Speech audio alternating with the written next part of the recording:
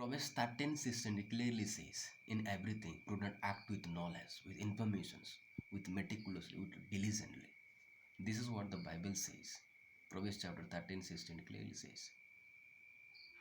Bible କହୁଛି ହିତୋପଦେଶ 13:16 କହୁଛି, ବୁଦ୍ଧିମାନ ଲୋକ ଯେଉଁ ମଧ୍ୟ କାମ କରେ ବୁଦ୍ଧିର ସହିତ କରେ, ଚାଲାକିର ସହିତ କରେ, ଅତି ସାବଧାନର ସହିତ କରେ ବୋଲି କହୁଛି।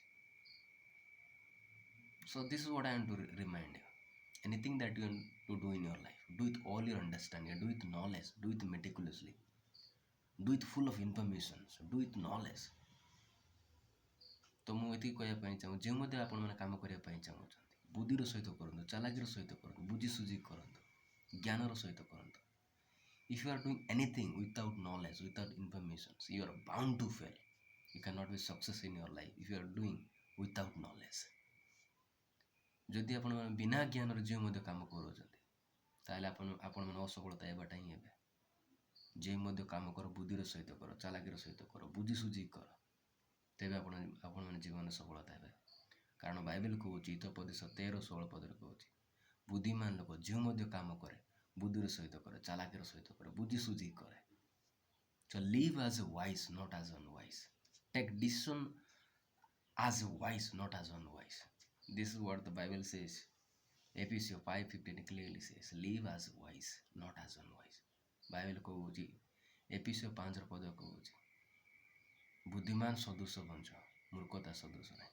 ବୁଦ୍ଧିମାନ ସଦୃଶ ନିର୍ଣ୍ଣୟ ନିଅ, ବୁଦ୍ଧିମାନ ସଦୃଶ କାମ କର, ମୂର୍ଖତା ସଦୃଶ ନାହିଁ। Now ask question to yourself, how I am taking decision in my life, how I am doing in my life. Ask question to yourself.